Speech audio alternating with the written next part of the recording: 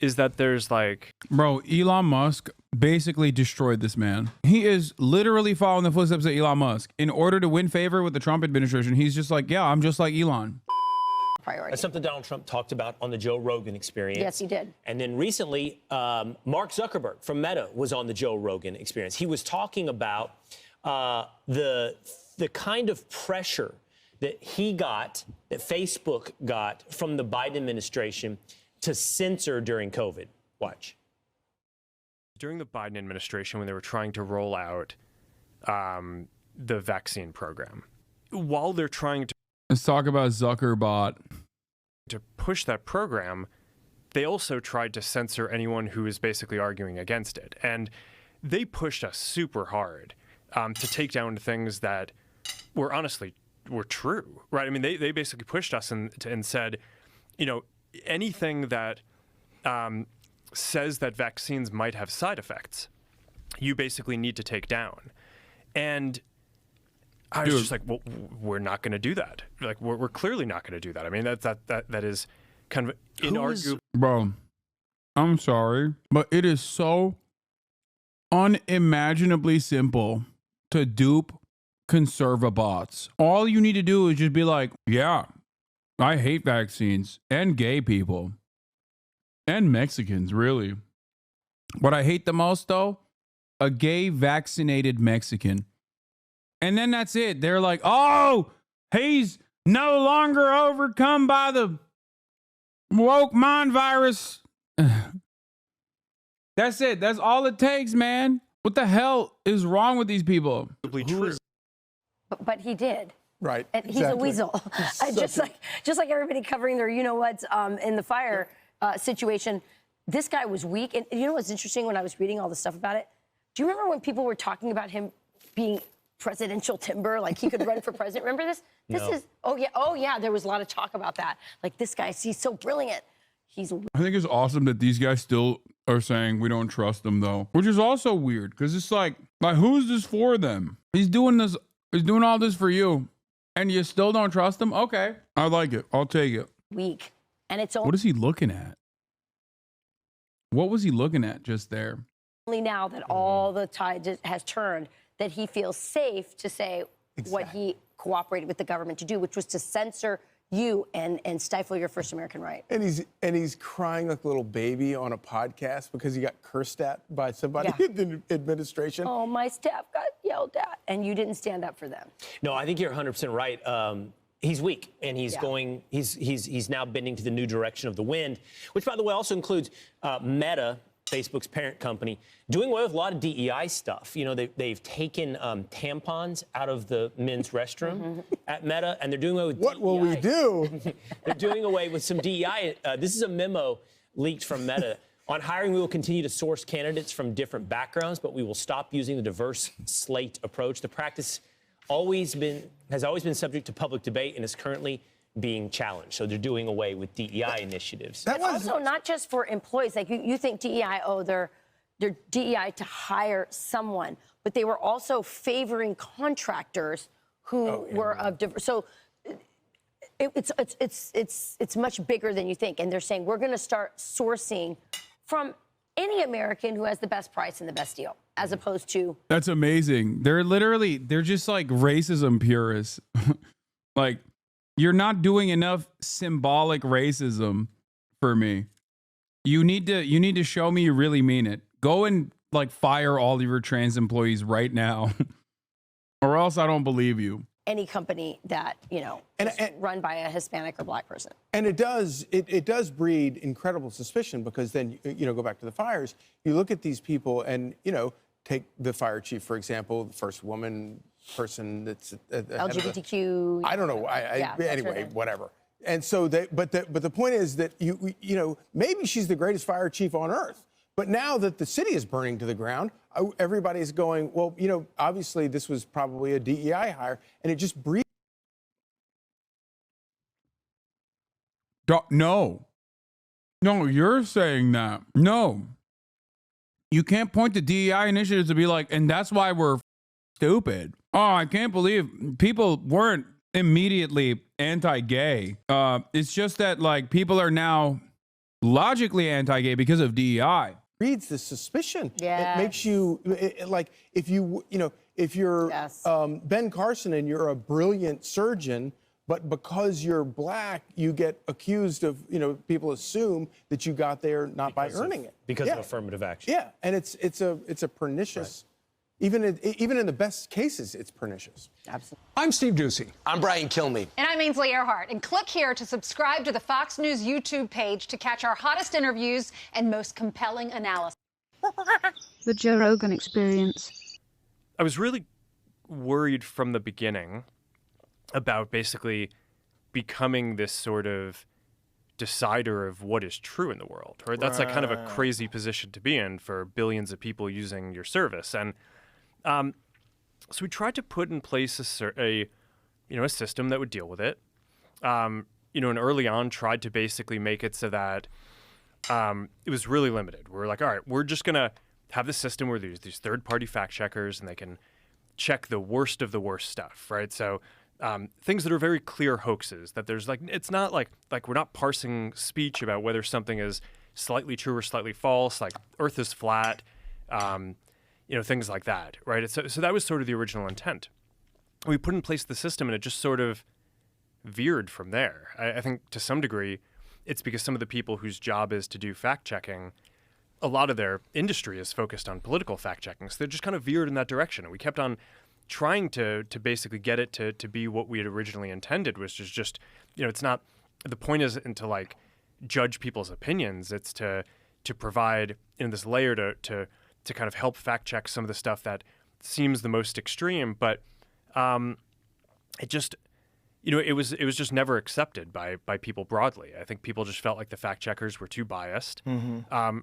Not necessarily even so much in what they ruled, although sometimes I think people would disagree with that. A lot of the time, it was just what types of things they chose to even go and fact check in the first place. So, I kind of think like after having gone through that whole exercise, it I don't know, it's something out of like 1984, one of these books where it's just like it really is a slippery slope, and it just got to a point where it's just okay, this is destroying so much trust, especially in the United States, to have this program.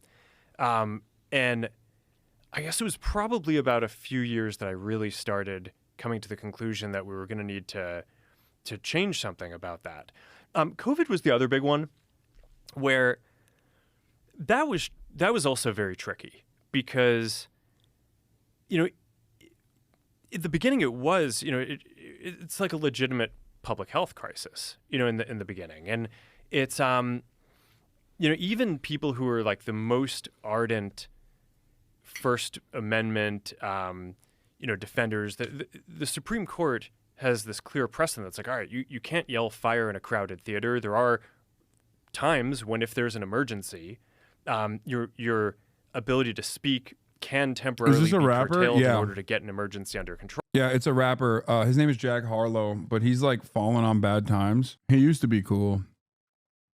Good friends with Drewski initially, but now he just like does this weird stuff. I don't know. He is of Dominican descent, as you can clearly tell. So I was sympathetic to that at the beginning of COVID. It seemed like, okay, you have this virus. It seems like it's killing a lot of people.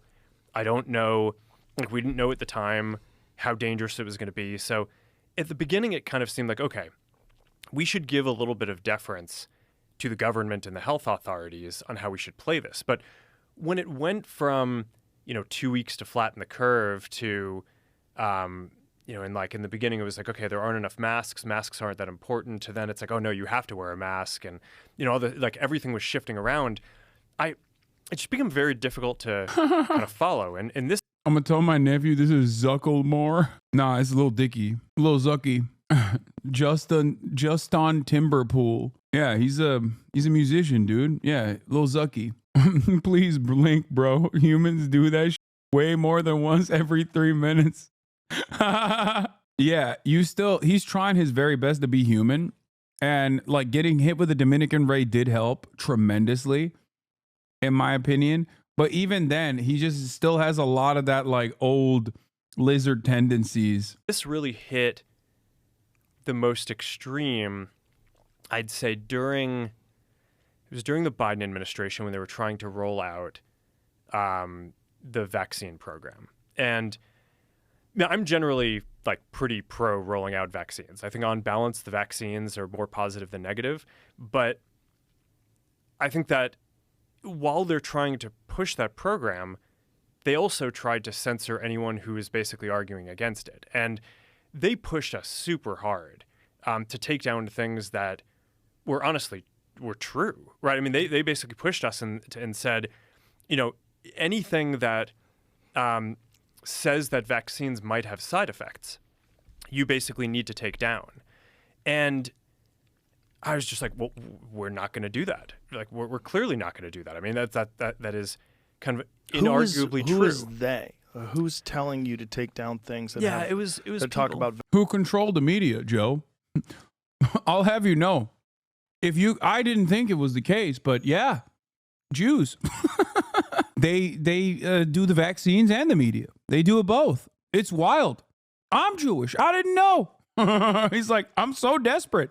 Joe, please. Please, Joe. Please forget that I'm an evil billionaire. It was people in the Biden administration. I think it was, I wasn't involved in those conversations directly, but I think it was. How difficult is that to not be involved in those conversations directly? That's got to be strange too, right? Because you're running the company, but there's clearly you're moderating at scale that's beyond the imagination. The number of human beings you're moderating is insane. Like, what's a Facebook? How many people use it on a daily basis? Forget about how many overall. Like, how many people use it regularly? It's 3.2 billion people use one of our services every day. Yeah, it's wild. More than a third of the planet. Yes, That's so crazy. Yeah, and it's almost half of Earth. Well, on a monthly basis, it is probably half. Of it.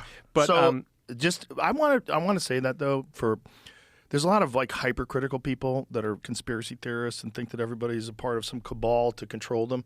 I want you to understand that whether it's YouTube or all these and whatever. He's about to say, Mark is one of the good ones. He's like, yeah, they do have a cabal, but Mark, as you can see, is one of the good ones. I mean, he hates COVID. Yeah, he hates COVID. He said it. He loves ivermectin. He's going to eat this ivermectin paste right now to show fealty. Whatever place that you think is doing something that's awful, it's good that you speak because this is how things get changed and this is how people find out that people are upset about content moderation and censorship. But moderating at scale is insane. Yeah. It's insane. Yeah. What we were talking the other day about the number of videos that go up every hour on YouTube, and it's bananas. It's bananas. It's like to try to get a human being that is reasonable, logical, and objective that's going to analyze every video. It's virtually impossible. It's not possible. So you got to use a bunch of tools. You're going to get a bunch of things wrong. Yep. And then you have also people reporting things. And how much is that going to affect things? You could have mass reporting because you have bad actors. You have some corporation that decides we're going to attack this video because it's bad for us, get it taken down. Mm-hmm. There's so much going on. I want to put that in people's heads before we go on. Yeah, his job is really hard. The kind of numbers that we're talking about here. Now understand you have the pandemic. Yeah, moderation at that scale is really difficult, which is why it's awesome that he stopped doing it altogether as a cost-cutting operation. That's great. Zuck went from Reddit mod energy to Big Brother energy. Wait, what? Big Brother? What do you mean? No, he's just a BJJ guy now. That's it. He's Mr. BJJ now. And in that process of becoming Mr. BJJ, I think he got hit in the head a bunch. I don't know. And you have the administration that's doing something where I think they crossed the line, where it gets really weird, where they're saying what you were saying. They were trying to get you to take down vaccine side effects, which is just crazy. Yeah. So, I mean, like you're saying, I mean, it's so complicated, this system, that I could spend every minute of all of my time doing this and not actually focused on building any of the things that we're trying to do. AI, glasses, like the future of social media, all that stuff. So, I mean, I get involved in this stuff, but in general, we have a policy team. There are people who I trust. They're the people who are kind of working on this on a day-to-day basis. And the interactions that I was just referring to, I mean, a lot of this is documented. I mean, because Jim Jordan and the House had this whole investigation and committee into into the kind of government censorship around stuff like this. And we produced all these documents, and it's all in the public domain. I mean, basically, these people from the Biden administration would call up our team and like scream at them and curse, and it's like these documents it's all kind of out there. Did you record any of those phone calls? I don't think we but I think I want to listen. I mean, there are emails. the emails are published. It's all kind of out there, and they're like, and basically it just got to this point where we were like, no, we're not gonna take down things that are true. That's ridiculous. They wanted us to take down this meme of Leonardo DiCaprio looking at a TV talking about how 10 years from now or something, you're going to see an ad that says, okay, if you took a COVID vaccine, you're eligible for, for this kind of payment, like this sort of like class action lawsuit type meme. And they're like, no, you have to take that down. And we just said, no, we're not going to take down humor and satire. We're not going to take down things that are true. And then at some point, I guess, I don't know, it flipped a bit. I mean, Biden, when he gave some statement at some point, I don't know if it was a press conference or to some journalists, where he basically was like, these guys are killing people. And I don't know, then like all these different agencies and branches of government basically just like started investigating, coming after our company. It was brutal. It was brutal. Wow. Yeah. It's just a massive overstepping. Yeah, and, well, and I mean, also, I think you weren't killing people. This is the thing about all of this. It's like they suppressed so much information about. There you have it. If you're wondering why he's trying to get into the good graces of Donald Trump while also simultaneously lying, it's not because he had a change of heart about vaccine denial and now knows the truth that vaccines make you gay and autistic. It's because he hated that he was prosecuted by the regulatory agencies. And he ties it back to COVID conspiracies and how he let COVID conspiracies run amok on the platform. But of course, that's not the reason why he was prosecuted by, or he was investigated by the FTC. He is literally lying. Dude spent 12 hours testifying at Congress while his company was embroiled in the most high-profile data privacy scandal of the 21st century. I don't know what the CFPB is or why it relates to social media companies. Wasn't it the FTC too? Trump's FTC sued Facebook. On Rogan, Zuckerberg says he doesn't know what the CFPB is or why it's investigating Meta. That were looking into us that were like not really involved with social media. Like I think like the CFPB, like this financial. I don't even know what it stands for. It's the financial. Oh, you do know what it stands for. Come on. Things that people should be doing, regardless of whether or not you believe in the vaccine. Regardless, put that aside. Metabolic health is of the utmost importance in your everyday life, whether there's a pandemic or there's not. And there's a lot of things that you can do that can help you recover from illness. It prevents illnesses. It makes your body more robust and healthy. It strengthens your immune system. And they were suppressing all that information. And that's just crazy. You can't say you're one of the good guys if you're suppressing information that would help people recover from all kinds of diseases, not just COVID, the flu, common cold, all sorts of different things, high doses of vitamin C, D3 with K2 and magnesium. They were suppressing this stuff because they didn't want people to think that you could get away with not taking a vaccine, which is really crazy when you're talking about something that 99.07% of people survive. This is a crazy overstep, but scared the shit out of a lot of people. Red-pilled, as it were, a lot of people because they realized, like, oh, 1984 is like an instruction manual. Like, it's like it shows you how things can go that way with wrong speak and with bizarre distortion of facts. And when it comes down to it, in today's day and age, the way people get information. The idea that the American government was actively suppressing people from learning the truth about working out and being healthy, being good for you in terms of like, you know, in terms of recovering from COVID or any number of different healthcare complications is the dumbest argument you can ever make. Yeah, dude, the government was actively telling you you can't use vitamins. This is, once again, born out of like complete mania and a permanent seeking of victimhood where they're like, oh yeah, the government doesn't want you to know that receiving blowjobs is awesome, dude. They hate that. They're trying to suppress the truth. The government doesn't want you to know that, ice cold glass of water hits different when it's on your bedside and in the middle of the night when you wake up and you're thirsty. That's right, dude. The government is actively suppressing that, bro. I hate it. Nobody is suppressing the understandable notion of stating facts about working out. It's so stupid. Information is through your platform, through X. This is how people are getting information. They're getting information from YouTube. They're getting information from a bunch of different sources now. And you can't censor that if it's real, legitimate information because it's not ideologically convenient for you. Yeah. So, No. I mean, that's basically the journey that I've been on, right? Started off very pro free speech, free My expression. mom is lighting the kitchen on fire. And then over the last 10 years, there have been these two big episodes. It was the Trump election No. and the aftermath, where I feel like in retrospect, I deferred too much to the kind of critique of the media on what we should do. And since then, I think generally trust in media has fallen off a cliff, right? So I don't think I'm alone in that journey. I think that's basically the experience that a lot of people have had is, okay, it's the stuff that's being written about is not kind of all accurate. And even if the facts are right, it's kind of written from a slant a lot of the time. Of course. And then there was the government version of it, which is during COVID, which is okay. Like, it's like our government is telling us that we need to censor true things. It's like, this is a disaster. And it's not just the U.S., right? I think a lot of people in the U.S.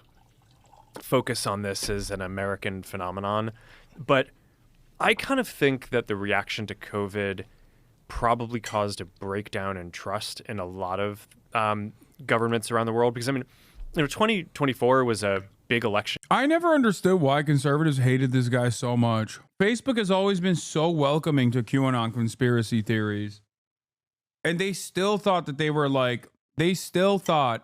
that Zuckerberg was against them. And I never understood that. Like, he's always been a friend. And even now, he's like actively trying to be like, no, guys, I love this. Like, I'm with it. Look, I do Brazilian jiu-jitsu because he's Jewish. That certainly plays a role for some people. That certainly plays a role for, like, the hardline Nazis. But, Ben Shapiro's Jewish. And he's broadly well received by the right-wing movement. They told him he looks so fine with a beard and mustache. They said he looks like Jack Harlow, since then he thinks he is Jack Harlow. I don't know. I just never really understood that the broad hatred that people have for big tech. Like, I get why they had it for Google, even though Google has also been decently pro right-wing, even neo-Nazi sentiment. But like, Facebook has always been like overtly right-wing. Year around the world. And there are all these countries, India, just like a ton of countries that had elections, and the incumbents basically lost every single one.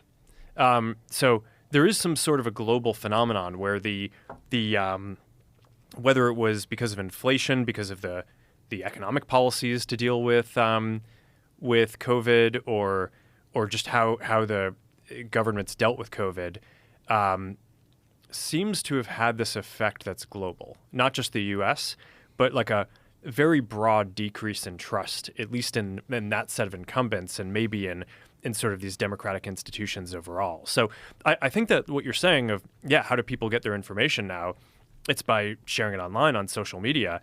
I think that that's just increasingly true. And my view at this point is like, all right, like, we started off focused on free expression. We kind of had this pressure tested over the last period. I feel like I just have a much greater command now of what I think the policies should be, and like, this is how it's going to be going forward. And so I mean, at this point, I think a lot of people. Do you? What do you mean by Google being right wing? I've always maintained the position that if terms of service were properly applied by platforms, the terms of service that are written, right, were just simply applied by platforms. Most platforms will look like Twitch. They just don't ban.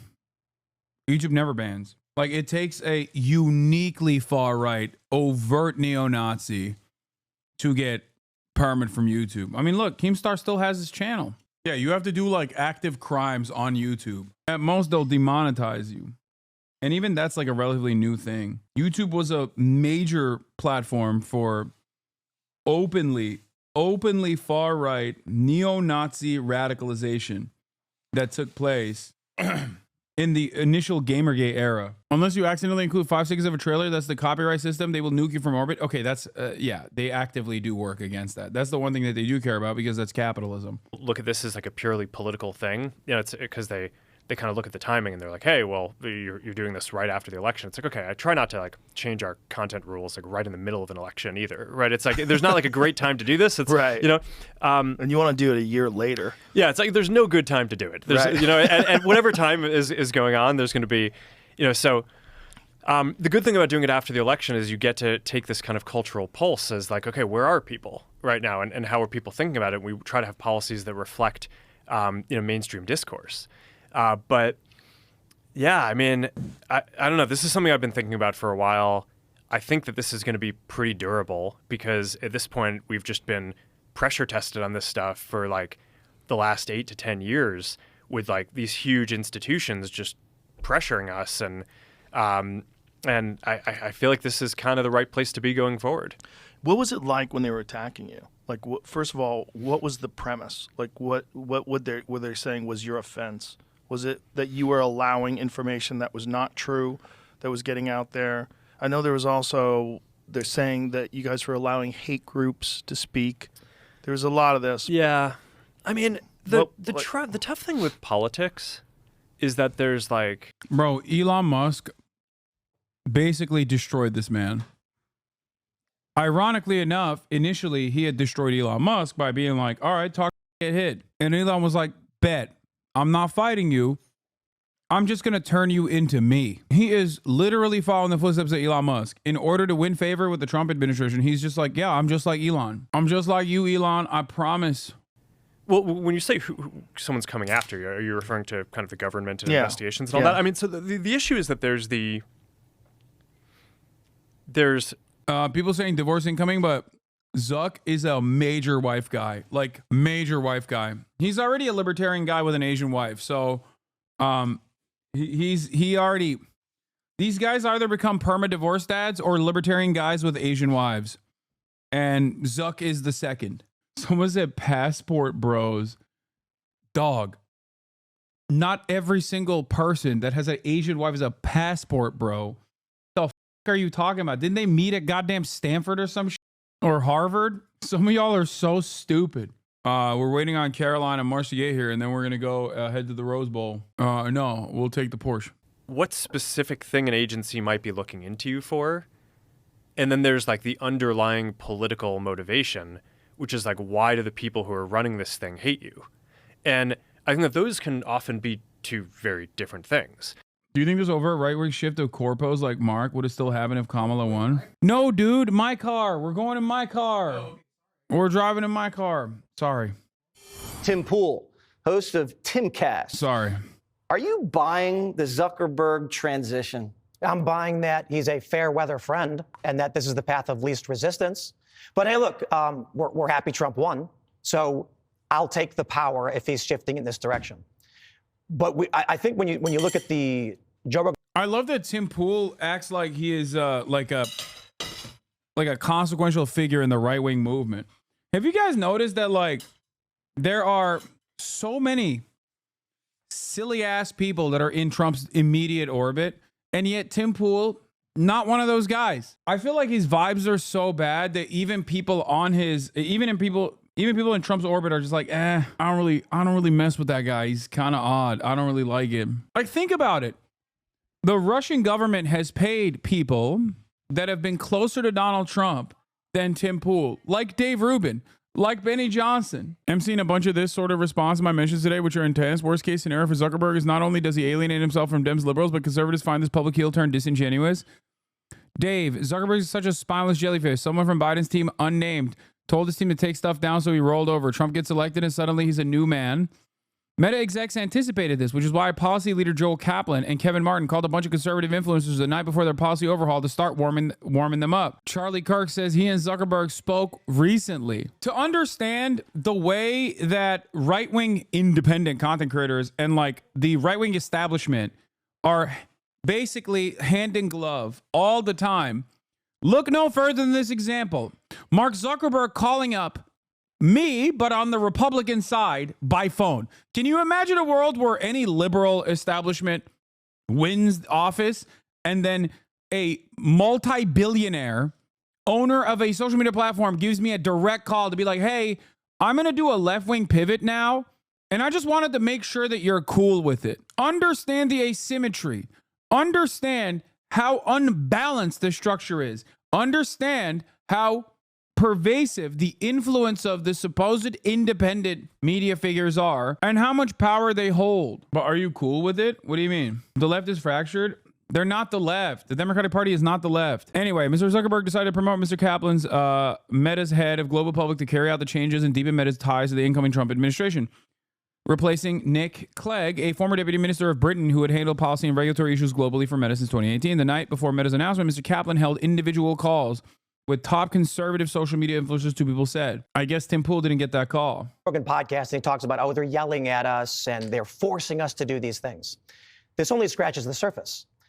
Facebook built a portal for feds to log in to their company so they could flag misinformation. It has long been known, over a decade, that the federal government, the FBI, the CIA, I think the NSA, had backdoor access to Facebook as well as many other companies. So when Zuckerberg comes out and he's all, oh man, you know, they were yelling at us and putting this pressure. We had no choice to do it. You're only saying that now because the news and the information got leaked over a long and hard-fought battle where activists, real journalists, were exposing them for having done this.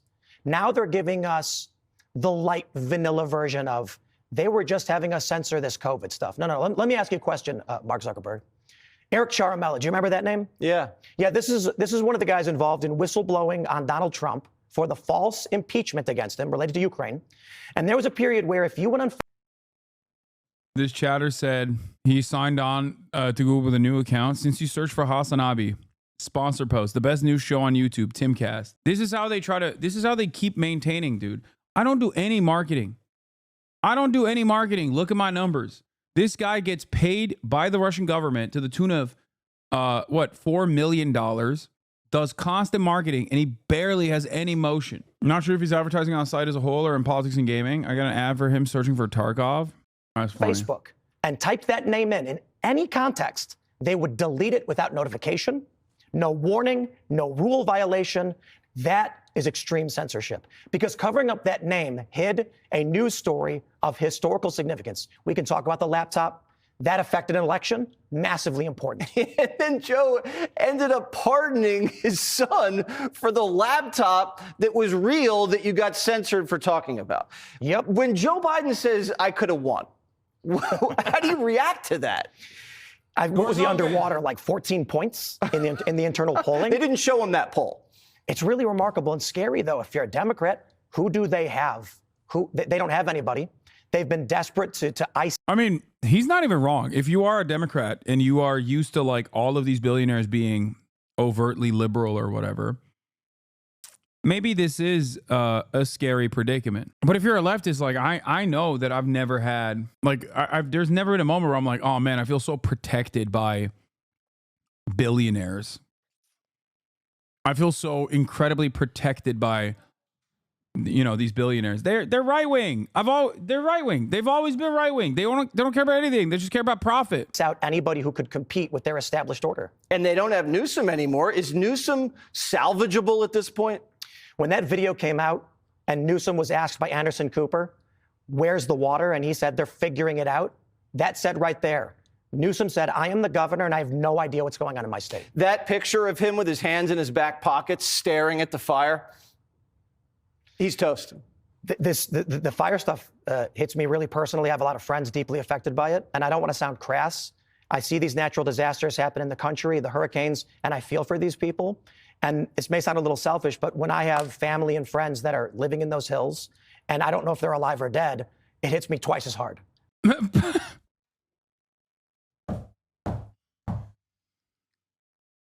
Dog, I live here.